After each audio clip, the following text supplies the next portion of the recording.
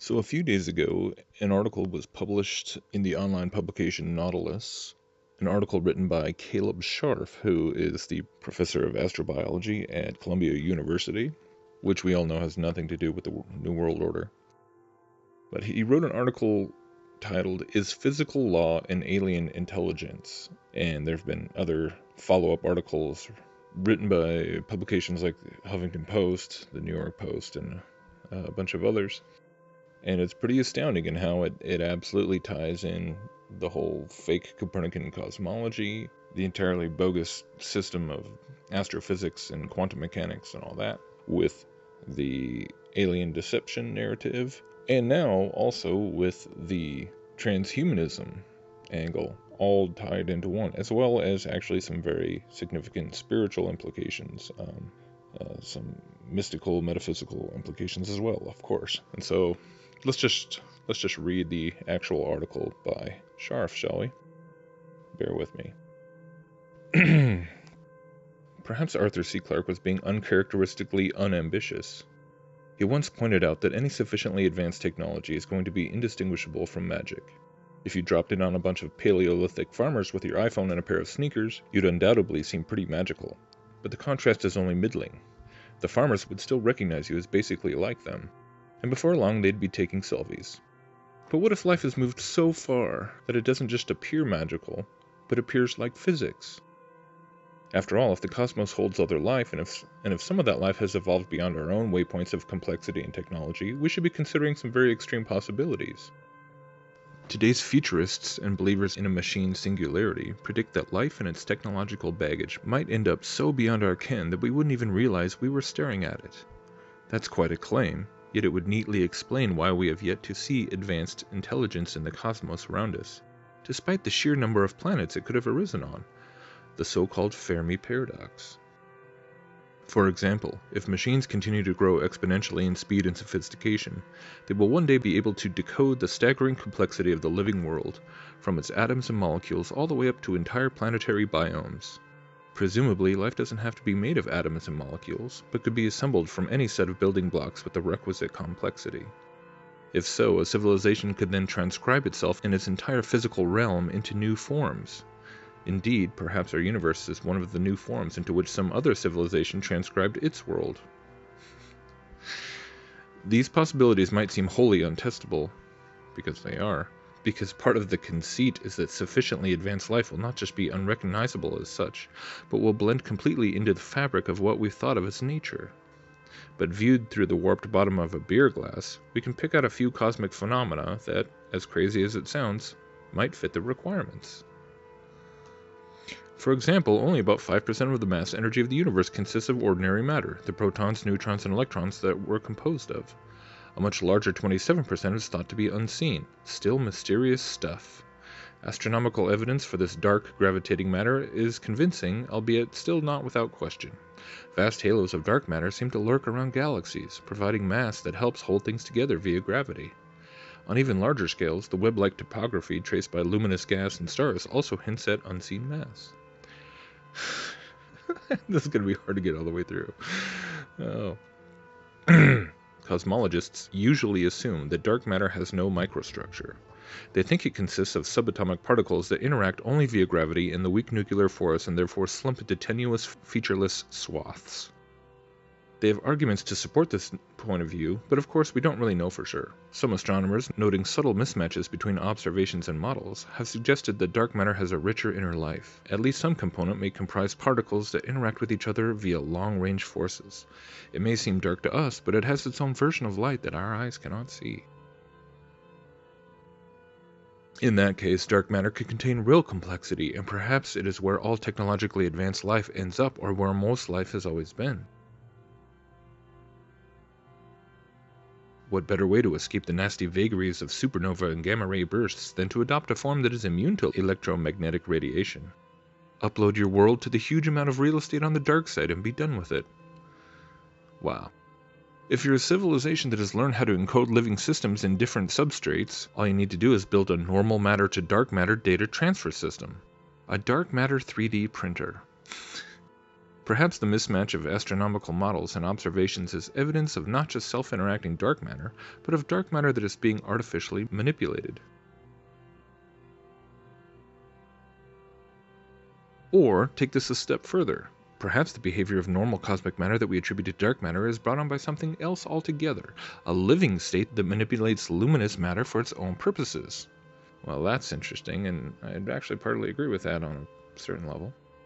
Consider that at present we have neither identified the dark matter particles nor come up with a compelling alternative to our laws of physics that would account for the behavior of galaxies and clusters of galaxies.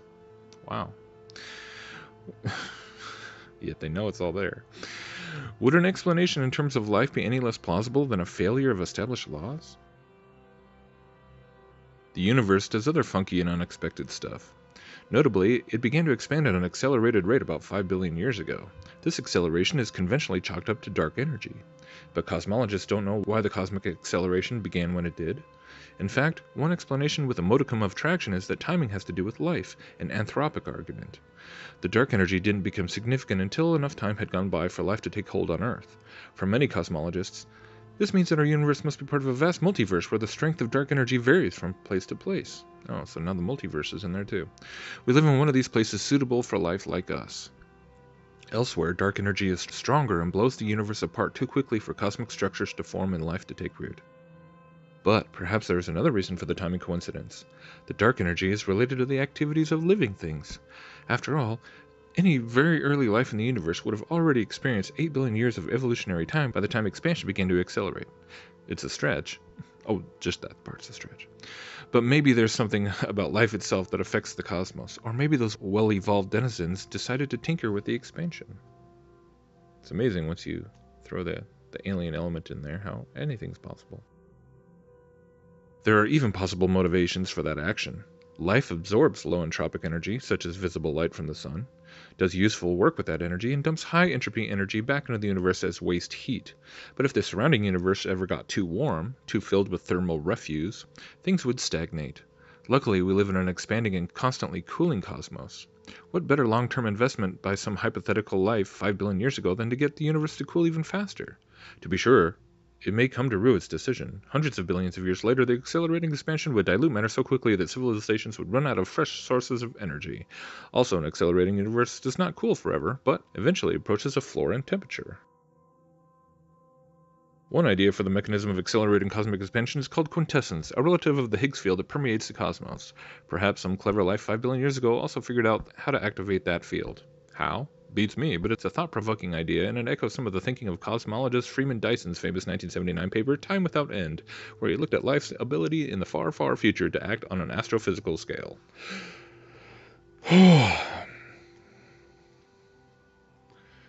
Once we start proposing that life could be the solution to cosmic mysteries, there's no end to the fun possibilities. Although dark matter is a pretty exotic idea, it's still conceivable that we might recognize what it is, even capturing it in our labs one day, or being captured by it. He actually said that. We can take a tumble down a different rabbit hole by considering that we don't even recognize advanced life because it forms an integral and unsuspicious part of what we've considered to be the natural world. Life's desire to avoid trouble points to some options. If it has a choice, life always looks for ways to lower its existential risk. You don't build your nest on the weakest branch or produce trillions of single-celled clones unless you build in some variation and backup. A species can mitigate risk by spreading, decentralizing, and seeding as much real estate as possible. In this context, hyper-advanced life is going to look for ways to get rid of physical locality and to maximize redundancy and flexibility. The quantum realm offers good options.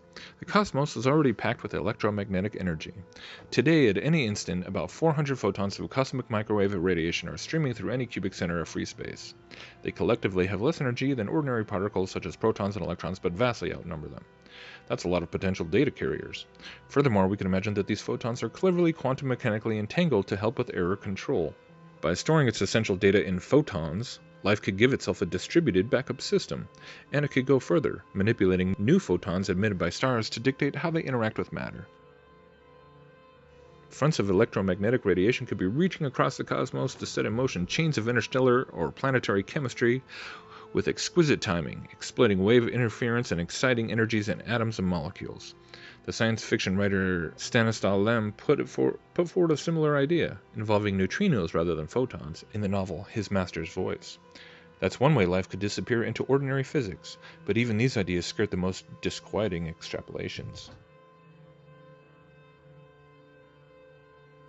Toward the end of Carl Sagan's 1985 science fiction novel Contact, the protagonist follows the suggestion of an extraterrestrial to study transcendental numbers. After computing to 10 to the 20th places, she finds a clearly artificial message embedded in the digits of this fundamental number. In other words, part of the fabric of the universe is a product of intelligence, or perhaps even life itself. It's a great mind-bending twist for a book. Perhaps hyper-advanced life isn't just external. Perhaps it's already all around. It is embedded in what we perceive to be physics itself, from the root behavior of particles and fields to the phenomena of complexity and emergence. In other words, life might just not be in the equations. It might be the equations. So I might edit some of that out because that was just kind of ridiculous, but it does kind of serve the point of showing just what ridiculous convoluted ends actual university professors are seriously taking this, and they're dead serious. When you believe in evolution and you believe in the inevitability of the singularity and you believe in all these cosmic quote-unquote discoveries such as dark matter and dark energy, these are the narratives that come out of that. This is surely where quote-unquote science has brought us to this doorstep, which is just a fusion of all these different false narratives, a fusion of all these lies that all mesh together now and more. And so from a biblical standpoint, hopefully I don't need to belabor the point as to where this kind of thinking and this kind of theorizing quite obviously points to, when we can now stop and look at all these things through the perspective of it all basically being a cover or all designed as a spin job for this agenda of a satanic agenda to break barriers of creation, genetic barriers, dimensional barriers. And of course that's what transhumanism is clearly all headed towards. It's not just about becoming robots or putting microchips in people, although obviously that's kind of part of the stepping stones. But I mean, quite plainly here, he's talking about the quote-unquote obvious eventuality of evolution is to eventually evolve into these higher quantum states, into these, into higher dimensions. That's what it is. That's what all this is just pseudoscientific, placeholders for spiritual concepts. And so once we already have that understanding, to then be introducing this idea of that, well, maybe these other alien beings, these interdimensional beings, this really actually starts to, this kind of thinking right here is really attempting to provide an explanation for why they might be interdimensional and hyperdimensional rather than physical. So instead of maybe seeing the flying saucers on the White House lawn as part of a disclosure type event, this kind of thing that he's talking about definitely would point you more towards things like CERN, right? And where they are, messing with the quote-unquote physical laws of the cosmos and searching for things like dark matter, dark energy, or just the fundamental building blocks of the universe, and openly claiming now to be trying to open portals and reaching. If alien life is now starting to be described as, you see the connections should be obvious.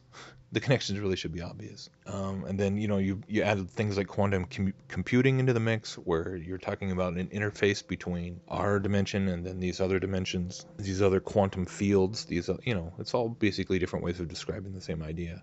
So here it is. This is it's not every day that you hear something that's new, and again, it's not really that surprising considering how it just is bringing it all more and more together, I would say, quite plainly. So thanks for listening. With the transhumanism angle all tied into one, as well as actually some very significant spiritual implications, some mystical, metaphysical implications as well, of course. And so let's just read the actual article by Scharf, shall we?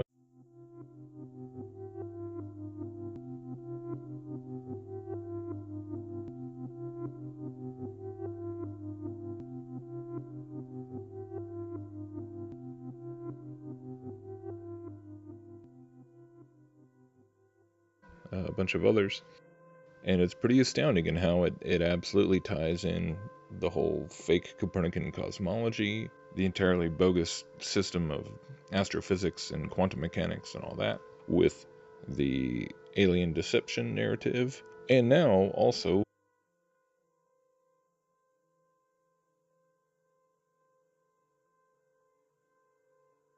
so a few days ago, an article was published in the online publication Nautilus, an article written by Caleb Scharf, who is the professor of astrobiology at Columbia University, which we all know has nothing to do with the New World Order. But he wrote an article titled, "Is Physical Law an Alien Intelligence?" And there have been other follow-up articles written by publications like the Huffington Post, the New York Post, and